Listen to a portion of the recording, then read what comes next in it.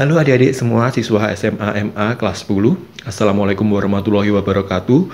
Om Swastiastu, Namo Buddhaya, salam kebajikan, salam sejahtera, rahayu. Pada video pembelajaran kali ini kita akan membahas materi kelas 10 tentang ekosistem. Mari kita simak bersama-sama. Kita sering berfoto atau selfie di tempat alam seperti misalnya sungai, kemudian gunung, hutan, dan sebagainya, ya kan? Dan kita mempostingnya di media sosial sehingga menjadi hits. Kadang-kadang kita jadi yang tadinya tidak tahu tentang tempat tersebut kemudian menjadi tahu. Ini sebenarnya juga memberikan dampak positif bahwa akhirnya masyarakat atau kaum milenials ini semakin mengetahui atau menyukai alam-alam tersebut, ya kan. Nah, Tuhan menciptakan sungai, air terjun, kemudian pegunungan, gunung, dan lautan itu bukan sekadar untuk sebuah keindahan atau background semata untuk berfoto-foto, tetapi di dalamnya itu mengandung sebuah sistem yang kita sebut dengan namanya ekosistem.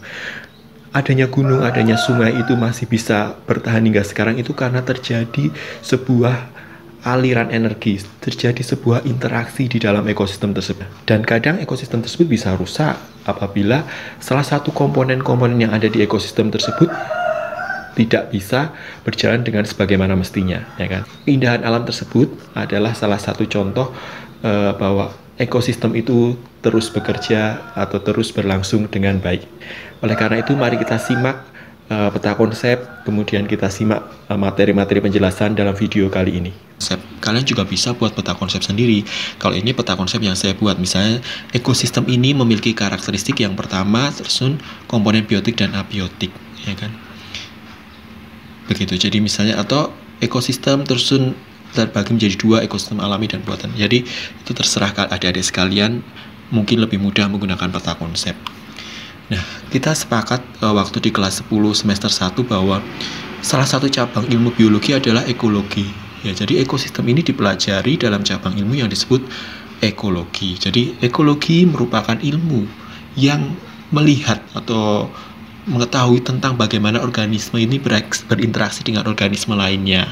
Jadi biotik dengan biotik, dan juga organisme berinteraksi dengan lingkungan abiotik seperti sinar matahari, udara, tanah, dan sebagainya.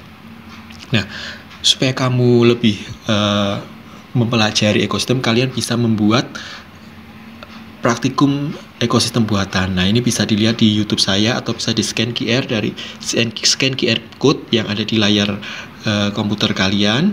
Atau kalau kalian tidak ingin membuat ekosistem buatan, kalian bisa melihat organisme-organisme atau komponen-komponen apa aja yang ada di ekosistem sawah. Juga bisa lihat dari YouTube yang saya buat ini, bisa scan QR code atau kunjungi saja YouTube saya kemudian ketik ekosistem sawah, begitu. Nah, ekosistem itu tersusun atas dua komponen utama yang tadi kita sudah sebutkan bahwa ada biotik dan abiotik. Biotik ini merupakan semua organisme, itu aja, ya kan? Apa aja sih semua organisme? Ya, kalian tentu sudah mempelajari di kelas 10 semester 1, ya kan? Eubacteria dan Archaebacteria, yaitu jenis-jenis bakteri. Kalau Archaea itu bakteri yang ada di lingkungan yang ekstrim, ya kan? Misalnya halofil, metanokin, dan sebagainya. Kemudian ada protista. Protista itu apa? Protista itu seperti protozoa, ya kan? Seperti amoeba dan sebagainya. Ada juga alga, mikroalga yang misalnya kecil-kecil seperti volvox dan sebagainya. Kemudian ada juga protista mirip jamur seperti slime molds, jamur air, dan sebagainya. Baca lagi buku kelas 10 semester 1. Kemudian ada fungi, jamur, ya kan? Kita di kelas 10 semester 1 juga sudah belajar seperti ada jamur tempe, ya kan, rhizopus, ya kan. Ada juga jamur yang basidiomycota, ya, seperti jamur kuping dan sebagainya. Kemudian ada tumbuhan dan hewan. Jadi bicara biotik itu bukan hanya tumbuhan, manusia, hewan, tapi semua organisme yang ada di bumi ini. Kemudian abiotik, ya, komponen yang mendukung dari biotik itu sendiri. Organisme tidak bisa hidup tanpa komponen abiotik, ya kan. Tidak bisa kita hidup tanpa adanya udara, oksigen, ya. Jadi contohnya seperti udara, tanah, air, energi yang terbentuk dari matahari. Kan tumbuhan kan membutuhkan energi dari matahari dan bentuk zat lainnya. Nah, ilmuwan ekologi ini fokus mempelajari pada organisme, populasi, komunitas, ekosistem, dan biosfer. Nah, kalau kamu mau melihat seperti apa sih contoh-contoh ekosistem lain selain tadi ekosistem sawah yang alami, contohnya ekosistem hutan hujan, ini bisa di scan QR code atau cari di National Geographic, banyak video-videonya. Jadi kita tahu bahwa organisme itu ya individu itu sendiri, kemudian kumpulan dari organisme, ya kan. Kalau di sini misalnya rusa, ya kan, itu akan membentuk populasi, ya kan. Kemudian populasi-populasi ini akan membentuk komunitas. Misalnya di dalam komunitas sawah ada populasi belalang, ada populasi padi, dan sebagainya. Nah, komunitas ini apabila terjadi interaksi antara komponen biotik dan abiotik, maka disebut ekosistem, ya kan? Kadang ada yang menyebut ekosistem adalah kumpulan dari komunitas. Benar atau salah? Benar juga, ya kan? Tapi ada juga yang misalnya komunitas sawah, itu juga bisa disebut juga sebagai ekosistem buatan, ya kan? Tinggal kita melihat dari mana kita melihatnya, ya kan? Kalau interaksinya ya berarti kita itu sebuah ekosistem. Tapi kalau komunitas itu ya hanya komponen biotik saja. Nah, ekosistem inilah yang ada di bumi ini nanti akan membentuk yang namanya biosfer yang lebih luas. Jadi begitu. Jadi ekosistem itu melihat interaksinya, sedangkan kalau komunitas itu hanya komponen-komponen biotik saja yang ada di wilayah tertentu, lingkungan atau habitat. Nah, coba ini adik-adik, kamu ada gambar ini, ya kan? Coba kamu pikir ini termasuk ekosistem alami atau buatan, ya kan? Kemudian kira-kira ini nama ekosistemnya apa? Nah, coba kalian merenung, berpikir terlebih dahulu, ya kan? Saya beri waktu 1 menit lah, bisa di pause misalnya, ya kan?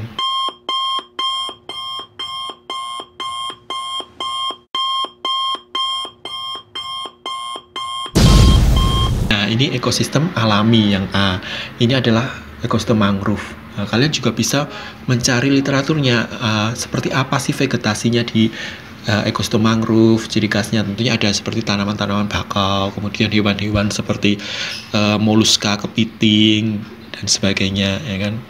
Kemudian yang B ini juga ekosistem alami, ekosistem danau, ya kan. Apa sih vegetasinya di ekosistem danau, ya kan?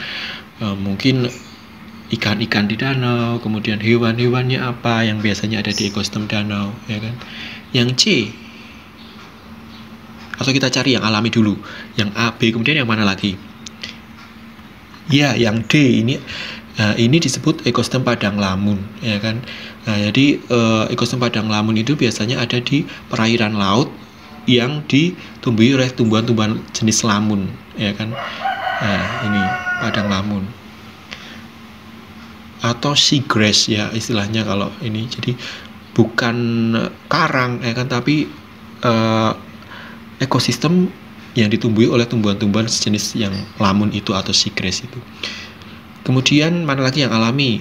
Ya, yang G, misalnya ini ekosistem hutan hujan tropis, ya kan, seperti ini. Tapi ya belum tentu juga ya, foto ini tidak bisa menggambarkan bahwa ini ekosistem alami. Biasa juga ini sebuah kebun raya juga bisa, ya kan. Jadi tergantung kalian nanti argumennya, ya kan.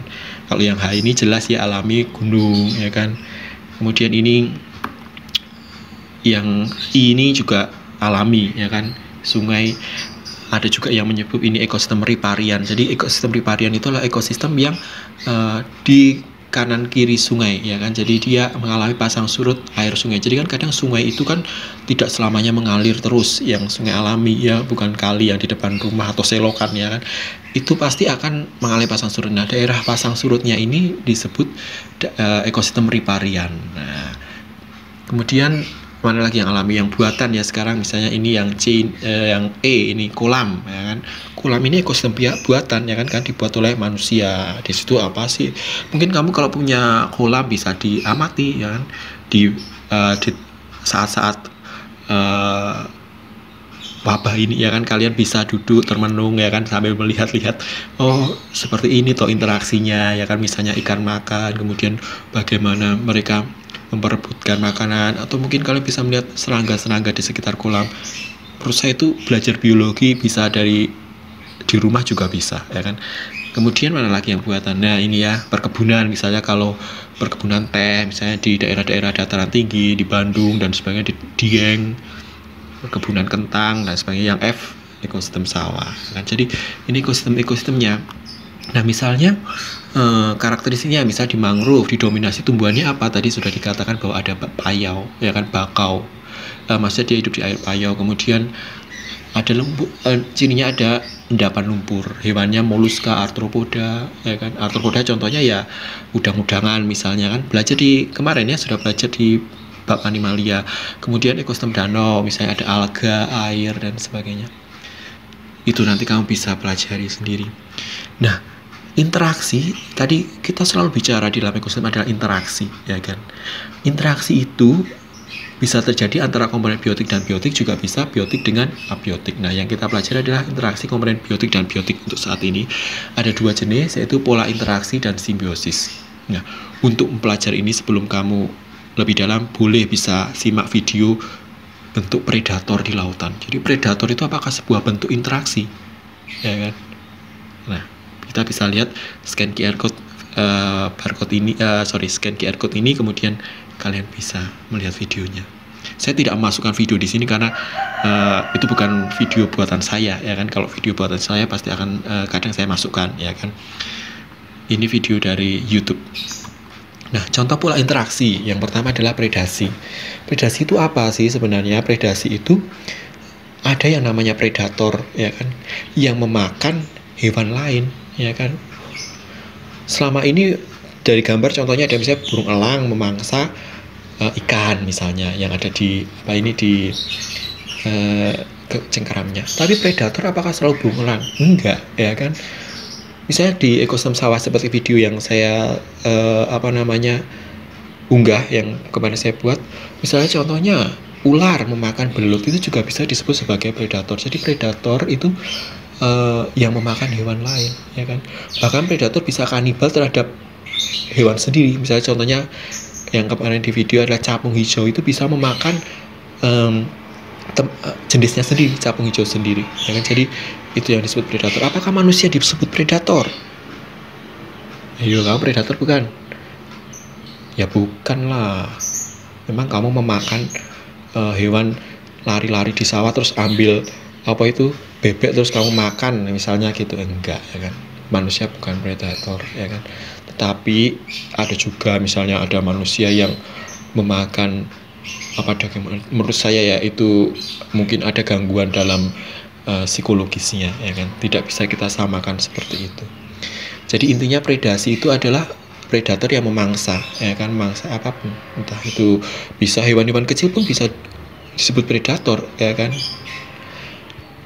Kemudian kompetisi. Nah, kompetisi ini contohnya organisme yang memperebutkan misalnya ruang, ya kan. Misalnya komodo memperebutkan wilayah, ya kan. Jadi dia perang atau memperebutkan betina misalnya gitu, bisa juga itu berkompetisi. Atau yang lebih mudah misalnya makanan, sumber makanan, ya kan. Misalnya kadang singa seperti kalau ada singa lainnya kemudian mengaum, karena itu teritorinya di situ, ya kan. Kalau kalian lihat video-video begitu. Kemudian ada alelopati. Alelopati ini maksudnya adalah organisme ini menghambat pertumbuhan organisme yang lainnya, ya kan. Contohnya ini ada rumput gajah menghambat pertumbuhan rumput-rumput yang lebih kecil karena mungkin dia lebih mudah dalam mendapatkan nutrisi dan sebagainya, sehingga rumput kecilnya menjadi berkurang. Bisa juga misalnya contohnya jamur penicillium, ya kan, menghambat pertumbuhan bakteri dan sebagainya, itu disebut alelopati. Jadi ini adalah pola interaksi. Berbeda lagi dengan yang namanya simbiosis.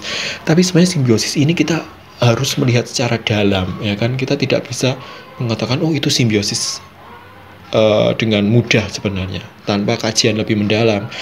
Di sini saya contohkan ada 3 simbiosis yang utama seperti mutualisme, komensalisme, dan parasitisme. Kalau mutualisme, ya kan, ini saya kasih contoh adalah lichen atau lumut kerak. Kamu pernah lihat lichen? Kalau belum, coba nanti kamu, misalnya kamu di pohon-pohon yang di desa-desa itu biasanya ada yang seperti ini nih, ya kan.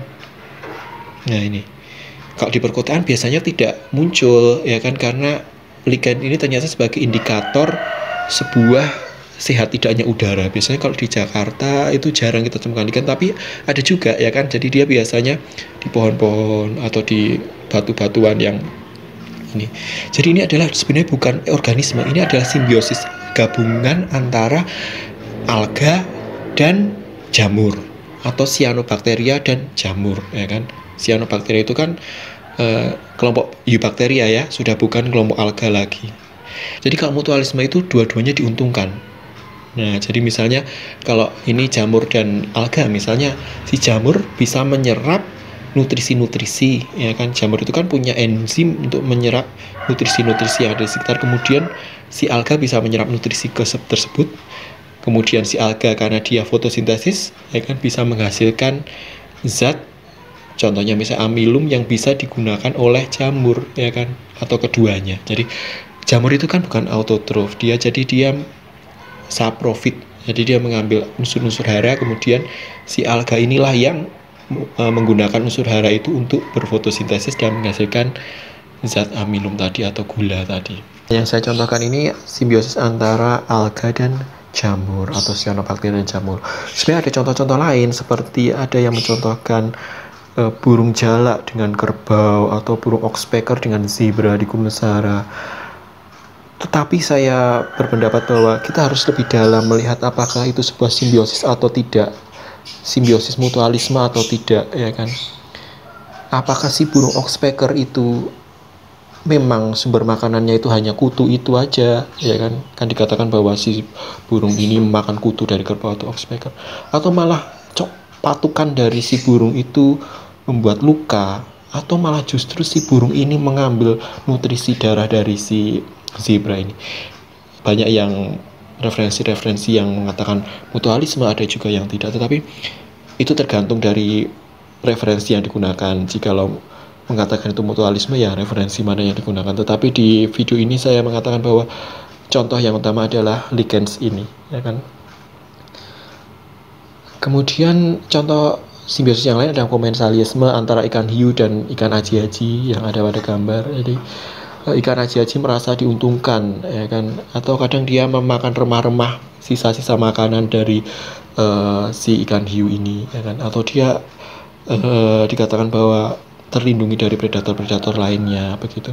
Sedangkan bagi ikan hiu tidak merasa diuntungkan, butuh referensi-referensi jurnal-jurnal artikel yang memang mendukung hal tersebut. Tapi berdasarkan referensi yang saya cari, memang salah satu contoh dari komensalisme adalah ikan hiu dengan ikan aji-aji ini. Kemudian contoh parasitisme, jadi dia organisme ini berada di organisme lain dan merugikan begitu, tapi menguntungkan bagi si parasit ini.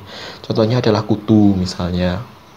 Atau kalau kita belajar kingdom animal dulu, ada cacing hati misalnya, dia parasit di hati sapi, atau ruminansia cacing pita, ya kan, ada di usus manusia, ya kan, itu parasit. Contoh-contoh yang lain bisa dicari sendiri, ya kan. Jika bicara ekosistem, kita juga bicara tentang struktur ekosistem. Ahli ekologi memperkenalkan tingkat trofik, ya kan, berdasarkan sumber utama nutrisi. Jadi ada istilah tingkat trofik yang diperkenalkan. Ini berdasarkan karena sumber utama nutrisinya, ya kan. Nah, sebagian besar ekosistem ini mengalami aliran energi ini dan siklus biogeokimia yang akan kita bahas. Di mana kita bisa melihat contoh dari aliran energi, yaitu pada rantai makanan. Ada referensi yang mengatakan bahwa rantai makanan itu ada dua jenis, rantai makanan perumput dan rantai makanan detritus. Kalau perumput ya diawali dari tumbuhan, rumput, atau dari daun-daun. Kalau detritus itu biasanya dimulai dari remah-remah, ya kan, atau bahan-bahan organik yang sudah mati, ya. Contohnya misalnya serasa-serasa atau daun-daun kemudian dimakan oleh cacing dan sebagainya. Itu rantai makanan detritus. Sedangkan kalau rantai makanan perumput seperti yang contoh pada layar ini. Jadi tumbuhan ini mendapatkan energi dari mana? Pertama utama dari matahari untuk melakukan fotosintesis yang akan kamu pelajari nanti di kelas 12, ya kan. Kemudian tumbuhan ini misalnya yang contohnya di kemarin di video ekosistem sawah itu padi, ya kan, misalnya contohnya padi, kalau ini tumbuhannya dimakan oleh belalang, ya kan. belalang ini sebagai konsumen pertama atau primer atau herbivore. Biasanya kalau organisme yang memakan tumbuhan itu disebut sebagai herbivore, sedangkan kalau organisme yang memakan hewan yang lain itu disebut carnivore, misalnya begitu. Nah, sebagai herbivore dia akan memakan tumbuhan-tumbuhan ini. Energi berpindah ya kan dari tumbuhan ke hewan belalang ini. Kemudian belalang misalnya dimakan oleh katak ya kan, atau belalang dimakan oleh ayam yang ada di situ, di sekitar situ. Ayam ini bertindak sebagai konsumen sekunder atau konsumen tingkat 2. Kemudian misalnya ayam dimakan buaya ya kan, atau kalau dimakan ular dan sebagainya. Jadi posisi-posisi inilah yang ada di dalam rantai makanan. Jadi rantai makanan itu sebuah proses aliran energi ya kan, yang biasanya terbentuk satu garis lurus ya kan, seperti ini. Produsen tumbuhan ini sebagai berkedudukan di tingkat trofik 1. Kemudian konsumen primer ini, konsumen 1 ini atau herbivore ini berkedudukan sebagai tingkat trofik 2. Kemudian konsumen 3 ini, konsumen sekunder ini bertindak sebagai tingkat trofik 3 dan seterusnya. Jadi di sini dikatakan bahwa organisme autotrof ini mampu menghasilkan senyawa organik melalui fotosintesis ya kan, amilum tadi itu. Contoh yang lain tanaman. Mungkin kalau ekosistemnya ada di danau seperti yang tadi di gambar pertama itu ya, fitoplankton ya kan, seperti alga-alga kecil, mikroalga ya kan. Konsumen tingkat primer ya kan, konsumen primer yang atau herbivore ini ya contohnya serangga, siput, burung, ada mamalia juga yang memakan rumput-rumput ya kan. Kemudian ada juga yang bertindak sebagai karnivor ya kan, meskipun sih kalau ayam ini kan bisa juga makan rumput ya kan sebenarnya ya kan. Jadi tergantung ya kan, karnivor misalnya burung pemakan serangga dan sebagainya ya kan. Jadi biasanya yang bertindak sebagai konsumen adalah organisme heterotrof ya kan, dia tidak bisa mensintesis senyawa organik sendiri, atau tidak bisa istilahnya kalau di buku-buku membuat masakan sendiri ya kan? Padahal ya istilahnya itu maksudnya adalah membuat senyawa organik atau amilum itu sendiri. Nah, rantai makanan ini ya kan, itu setiap berpindah dari satu organisme ke organisme yang lain, energinya itu akan mengalami pengurangan. Nah, ini ada gambarnya di sini. Tadi produsen itu 100% mendapat dari matahari. Kemudian diterima konsumen primer itu 10%. Beberapa hilang ya kan, berupa energi panas ya kan. Kemudian kalau konsumen itu mati, nanti akan diuraikan oleh dekomposer ya kan. Kemudian belalang ini dimakan oleh konsumen kedua ya kan. Ini juga saling terus berkurang dan berkurang ya kan. Ini kurang 0,1% ya. Jadi inilah yang disebut dengan aliran energi. Nah, rantai makanan ini akan bergabung ya kan.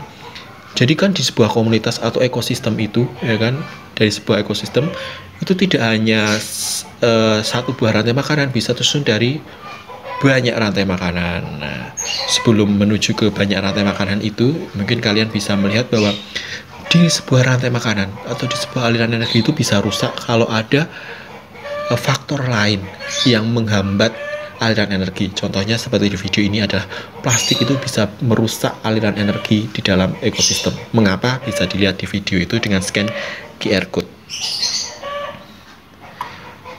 Nah, sekarang saya tampilkan di layar adalah contoh organisme-organisme. Ada musang, elang, citah, rusa, ular, kodok, burung pemakan serangga, belalang, zebra, rumput, tikus, semak, dan sebagainya. Nah, coba kamu buat aliran energi dari gambar ini.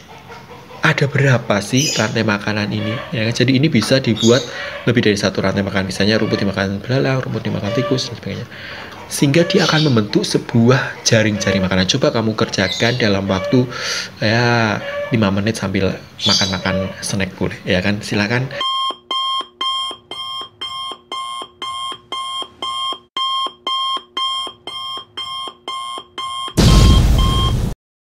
Nah, ini contoh alternatif yang saya buat ya. Kamu mungkin jawabannya nggak sama dengan ini, ya nggak masalah ya kan. Di dalam belajar itu tidak ada apa yang kekakuan ya kan. Jadi kalian mungkin dalam pengamatan kalian merasa ini bukan nggak pernah saya merasa melihat ini dimakan oleh ini, ya itu nggak masalah, tapi ini adalah contoh dari aliran dari jaring-jaring makanan. Misalnya rumput dimakan belalang. Nah, kalau saya tanya misalnya di sini konsumen puncak siapa aja di sini? Ini citah ya paling akhir. Kalau misalnya ini nggak ada tanda juga bisa citah dan ular ya kan. Kalau ini tidak ular dimakan citah ya. Kemudian kalau ditanya konsumen tingkat 2 siapa aja? Misalnya dari rantai makan yang ini kan konsumen tingkat 1, ini konsumen tingkat 2, ini citah. Kalau dari rantai makanan yang ini burung pemakan serangga, begitu ya. Kalau tingkat trofik 2, nah, tingkat trofik 1 kita ingat bahwa produsen, berarti tingkat trofik 2 itu ada di bagian herbivore atau konsumen tingkat 1 ya, rusa. Ini tingkat trofik 2 ya, tingkat trofik 2 tikus. Jadi itulah seperti itu. Nah, sebuah ekosistem itu akan seimbang kalau terjadi populasi atau jumlahnya itu sesuai dengan kondisi alam ya kan. Kadang tiba-tiba populasi belalang meningkat ya, yaitu kemungkinan karena rumputnya banyak ya kan, atau predatornya hilang ya kan. Kadang kita membunuh burung-burung pemakan serangga, akhirnya populasi belalang meningkat ya kan, banyak wabah-wabah tertentu di suatu daerah ya kan. Mungkin salah satunya adalah keseimbangan ekosistemnya tidak baik, atau faktor-faktor abiotik yang mendukung ekosistem ini terjadi perubahan sehingga keseimbangan ini menjadi tidak seimbang. Nah, yang berikutnya adalah siklus biogeokimia. Jadi tadi selain aliran energi di ekosistem itu ada siklus kimia atau biogeokimia lah, atau siklus materi. Nah, kamu telah belajar yang kalau kalian melakukan praktikum yang ekosistem buatan tadi menggunakan air kemudian dikasih tumbuhan. Nah, itu kan kalian tiba-tiba melihat nanti akan muncul cyanobacteria, kemudian menjadi banyak. Kemudian ada hewan-hewan kecil. Kenapa mereka bisa hidup? Tentunya karena ada aliran energi. Kemudian bagaimana hewan-hewan itu atau organisme itu kalau mati? Kemana setelah diuraikan oleh dekomposer? Ya kan kita tahu dekomposer itu contohnya adalah jamur, bakteri ya kan, untuk menguraikan hewan-hewan atau organisme yang sudah mati. Kemana perginya materi-materi yang hilang itu tadi? Ya kan? Ya itu tadi diuraikan oleh dekomposer menjadi senyawa anorganik. Nah, senyawa anorganik ini nanti akan dimanfaatkan kembali oleh siapa? Oleh tumbuhan. Tumbuhan yang mengubah senyawa anorganik menjadi organik, atau istilahnya membuat makanan sendiri tadi itu. Makanya menurut saya kita perbaiki bahwa konsepnya adalah tumbuhan ini, autotrof itu mengubah senyawa anorganik menjadi organik. Senyawa anorganik ini dimanfaatkan tumbuhan untuk tumbuh sebagai zat haranya dia untuk tumbuh begitu. Ya kan? Nah, siklus biogeokimia ini ada macamnya banyak ya kan. Contohnya siklus air, siklus karbon, siklus sulfur, siklus fosfor, dan siklus nitrogen. Yang pertama adalah siklus air. Nah, kamu bisa lihat scan QR code seperti apa sih siklus air prosesnya. Kalau di sini hanya saya tampilkan gambar karena saya tidak membuat videonya ya kan. Yang pertama ada istilah-istilah yang perlu kamu tahu, ada transpirasi, evaporasi, dan kondensasi ya kan. Jadi kita mulai, kalau dari gambar ini kita mulai dari evaporasi. Jadi air-air yang ada di danau, misalnya di waduk, kemudian di laut, itu akan mengalami penguapan yang disebut dengan evaporasi ke udara ya kan. Air-air ya kan juga bisa menguap itu dari tumbuhan-tumbuhan yang disebut dengan transpirasi. Jadi tumbuhan itu kan juga mengeluarkan penguapan ya kan, air ya kan, yang disebut dengan transpirasi, meskipun ya jumlahnya mungkin tidak sebanyak dengan evaporasi. Kemudian akan menuju ke udara, di atmosfer akan mengalami kondensasi atau pemadatan ya kan, kemudian bergerak terbentuk awan ya kan. Awan dalam kondisi tertentu akan timbul uap-uap air dan turun sebagai hujan yang disebut dengan presipitasi, masuk ke sawah, masuk ke sungai, ke tanah ya kan. Di tanah dia akan mengalir ke sungai, kemudian ke danau, atau dia berada di air ini juga bisa dalam bentuk salju, ya kan, atau kutub es, ya kan, itu juga bisa terbentuk nanti menjadi air. Ini akan terbawa dalam bumi, masuk bawah tanah, kemudian beberapa meresap ke dalam tanah, dimanfaatkan tumbuhan, beberapa menguap. Jadi semua air yang masuk ke dalam bumi ini tidak semuanya itu akan diserap oleh bumi atau tanah itu. Ada air yang menguap, kemudian memang sebagian masuk ke dalam tanah dan sebagian dimanfaatkan. Jadi tidak semua air yang ada di dalam tanah juga dimanfaatkan oleh tumbuhan, ya kan? Tetapi dengan adanya tumbuhan-tumbuhan ini akan membantu penyerapan air, begitu, ya kan? Itu yang disebut dengan siklus air. Jadi dia muter terus, ya kan? Nah, kemudian ada siklus karbon. Nah, kamu bisa lihat videonya di layar ini kalau mau, ya kan? Jadi siklus karbon ini erat dengan karbon dan oksigen tentunya, ya kan? Yang pertama, ya kan, karbon dioksida, ya kan, yang ada di udara ini kan tadi kita ingat bahwa organisme fotoautotrof membutuhkan karbon dioksida, ya kan? Nah, karbon dioksida ini dimanfaatkan oleh tumbuhan untuk fotosintesis. Tumbuhan sendiri nanti akan menghasilkan CO2, ya kan? Tumbuhan itu juga respirasi loh, ya kan? Bukan hanya menghasilkan oksigen aja, ya kan? Tumbuhan itu juga menghasilkan karbon dioksida, sama dengan organisme-organisme lainnya, ya kan? Nah, organisme lainnya seperti hewan itu juga mengeluarkan CO2 dari hasil respirasi. Jadi menghirup oksigen, kemudian dia mengeluarkan karbon dioksida. Karbon dioksida juga dikeluarkan oleh pembakaran, misalnya kamu bakar sampah, kemudian juga pembakaran bahan bakar fosil, misalnya itu akan, bahan bakar fosil itu apa sih, ya bensin dan sebagainya, itu akan solar dan sebagainya akan menguap menuju ke udara, ya kan.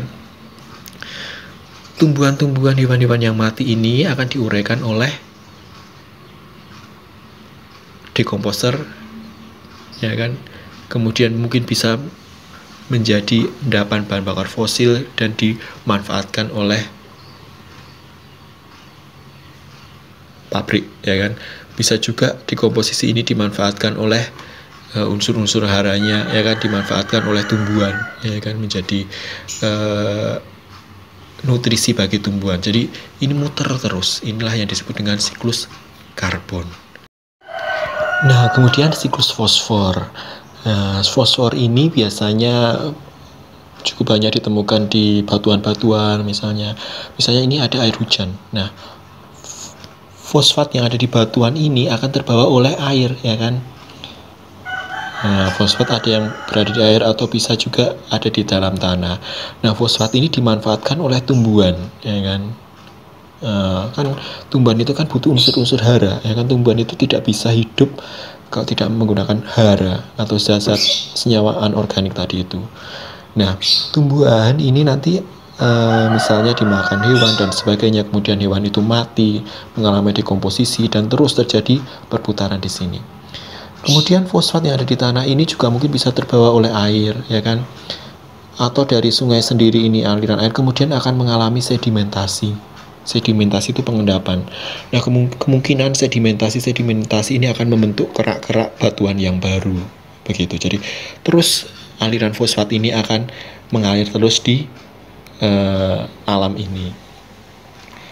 Kemudian siklus sulfur. Nah, siklus sulfur ini sumber-sumbernya tadi misalnya dari pembakaran bahan bakar fosil, bisa dari erupsi gunung, ya kan, bisa, atau dari kawah-kawah itu kan dia mengeluarkan gas-gas sulfur, ya kan. Makanya kalau kamu ke sulfur itu beliran, kalau kamu ke tempat yang misalnya Dieng, ya kan, atau di Kawah Putih atau mana, itu kan bau, ya kan. Nah, sulfur ini, ya kan, ini yang dari pabrik ini merupakan sisa dari pembakaran bahan bakar fosil tadi itu, misalnya solar dan sebagainya, itu terbentuk SO2, ya kan, sulfur dioksida. Nah, ini akan berada di awan, kemudian menjadi ion sulfat di di awan, kemudian turun menjadi, kadang adanya namanya hujan asam itu, ya kan. Jadi air bercampur dengan ion sulfat itu tadi, ya kan. Nah, kemudian ion sulfat tadi yang bercampur dengan hujan itu akan menyerap ke dalam tanah, ya kan. dalam tanah dimanfaatkan lagi oleh tumbuhan. Ya kan, tumbuhan itu kan memanfaatkan unsur-unsur tadi itu atau senyawa-senyawa itu tadi dimakan oleh hewan. Tumbuhan dan hewan mati dikomposisi oleh dekomposer, ya kan, akan terbentuk senyawa anorganik. Jadi ini kan organik ya, tumbuhan dan hewan itu, organisme itu kan terdiri dari organik, misalnya kan komposisi organisme itu kan karbon, ya kan, dan sebagainya. Nah ini akan dikomposisi oleh dekomposer membentuk senyawa anorganik yang sulfat tadi itu, ya kan. Ada berbentuk belirang yang bisa ditambang, itu tambang-tambang belirang. Ada yang bentuknya hidrogen sulfida, ya kan, sebagian ke udara, sebagian di dalam tanah, kemudian dimanfaatkan lagi oleh bahan bakar fosil. Nah, ini adalah siklus sulfur. Nah, kemudian siklus nitrogen. Siklus nitrogen ini tumbuhan tidak bisa langsung menyerap nitrogen dari udara, maka itu perlu bantuan yang namanya bakteri. Ada bakteri rhizobium yang biasanya mengikat pada akar tanaman polong-polongan seperti kacang. Ada juga bakteri seperti Azotobacter, Clostridium juga bisa mengikat nitrogen, dan nanti akan terjadi proses amonifikasi.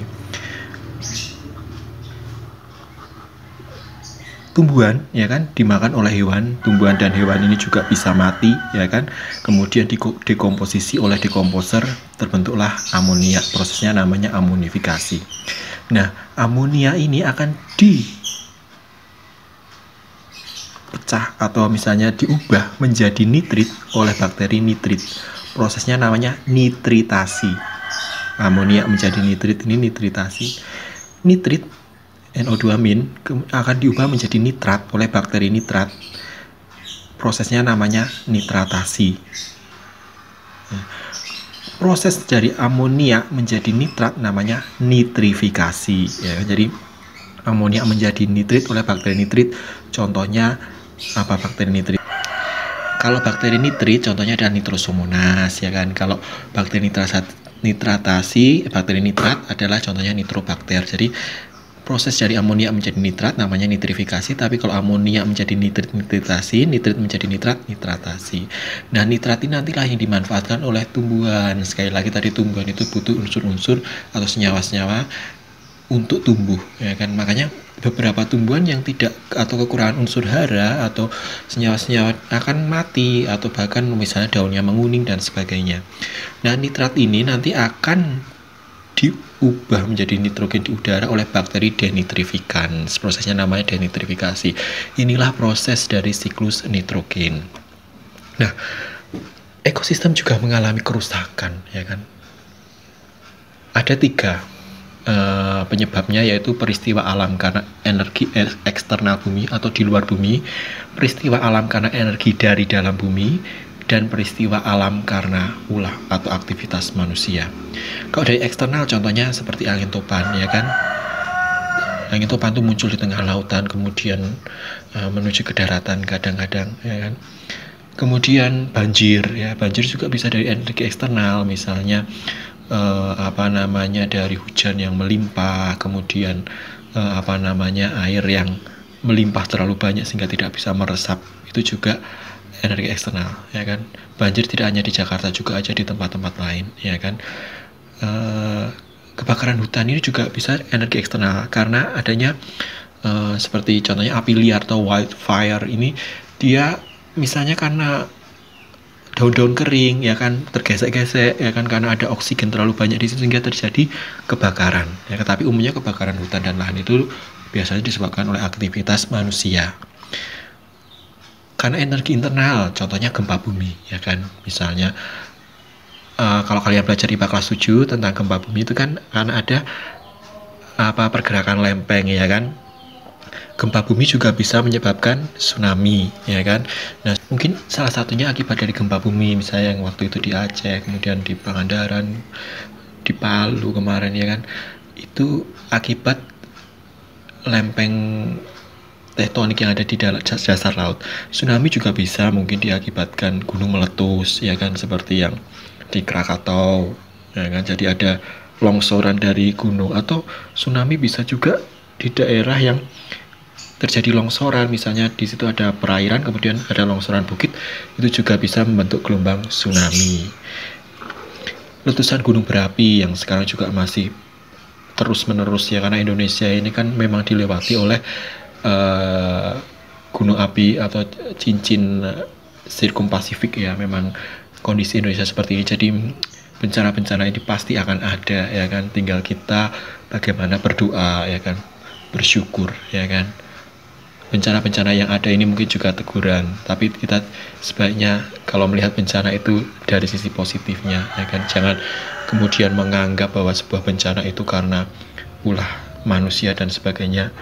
Ya memang betul, tetapi kalau bencana itu seperti gempa bumi dan sebagainya, ya mungkin itu sebagai teguran dari Tuhan supaya kita selalu ingat kepada Tuhan ya kan. Tapi kita jangan sampai terus terlalu menyalahkan orang itu. Kita lihat dari sisi kemanusiaannya kan, begitu ya kan. Jadi belajar biologi, dengan begini kita mengetahui bahwa sebenarnya memang ada peristiwa alam dari internal bumi ya kan, tentu dengan kuasa Tuhan ya kan, yang memang itu tidak bisa kita kehendaki ya kan. Itulah yang namanya siklus. Jadi bumi pun bisa membuat ibaratnya aturan sendiri di dalam mempertahankan eksistensi bumi itu sendiri, menurut saya ya kan. Kemudian kalau aktivitas manusia seperti limbah industri, limbah rumah tangga, sudah jelas ya kan, kita sampah-sampah plastik itu pun akan terbawa hingga ke laut ya kan. Nah, ke laut inilah yang nanti akan mencemari, bahkan beberapa plastik bisa dimakan oleh hewan-hewan. Bayangkan hewan memakan plastik ya kan. Nah, nanti akan dibahas di isu lingkungan. Perburuan dan penebangan liar juga ini bisa nanti mengakibatkan banjir dan erosi tanah dan sebagainya. Pembangunan yang tanpa memperhatikan AMDAL ya kan, lingkungan-lingkungan kumuh, harusnya badan sungai digunakan untuk inspeksi mungkin kalau di kota-kota besar. Atau kita lihat waktu tadi bahwa ada ekosistem riparian, bahwa sungai itu mengalami pasang dan surut, tapi ketika surut digunakan untuk membangun hunian-hunian liar seperti ini, yaitu sebenarnya salah manusia sendiri ya kan. Kemudian kebakaran hutan ya kan. Ini kebakaran hutan menimbulkan kabut asap di mana-mana ya kan, bahkan ke negara tetangga. Selain itu juga merusak habitat ekosistem ya kan. Orang hutan mau kemana ya kan, maka kadang itulah yang ekosistem yang rusak itu berpengaruh sekali ya kan. Kemudian penggunaan pestisida yang berlebih misalnya di sawah dan sebagainya ya kan, itu mungkin akan membunuh hewan-hewan yang sebenarnya sebagai predator alami ya kan.